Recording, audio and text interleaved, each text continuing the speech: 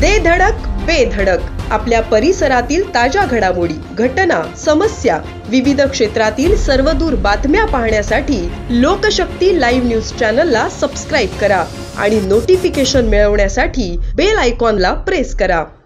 रायगड जिल्ह्यात पेण तालुक्यातील दुर्शेत फाटा येथे नदी किनारी एका सुटकेसमध्ये महिलेचे आढळून आल्याने खळबळ उडाली होती। या प्रकरणी पेण पोलीस ठाण्यात गुन्हा दाखल करण्यात आला असून पोलीस तपास सुरू आहे। साधारणपणे 30 ते 40 वयोगटातील ही महिला असून ती अत्यंत दयनीय अवस्थेत सुटकेसमध्ये आढळून आली, त्यामुळे पेण परिसरात खळबळ उडाली आहे। पोलिसांनी पंचनामा करून महिलेचे ताब्यात घेतले आहे। दरम्यान या प्रकरणी पेण पोलीस ठाण्यात अज्ञाता विरोधात गुन्हा दाखल करण्यात आला आहे। अधिक तपासात या अज्ञात महिलेला अज्ञात व्यक्तींनी सांगण्यात येत असून हे प्रकरण 7 ते 8 दिवस जुने असल्याचा अंदाज वर्तवण्यात आला होता। अनेक दिवस होऊनही पोलिसांना या महिलेची ओळख पटत नसल्याने अखेर पोलिसांनी विज्ञानाची कास धरत चित्रकारांच्या मदतीने या महिलाचे रेखांकित व काल्पनिक चित्र समोर आणले आहे। या छायाचित्रात असलेली महिला कुणाची नातेवाईक अथवा शेजारी असेल तर त्यांनी त्वरित पेण पोलीस ठाण्याशी संपर्क करावा असे आवाहन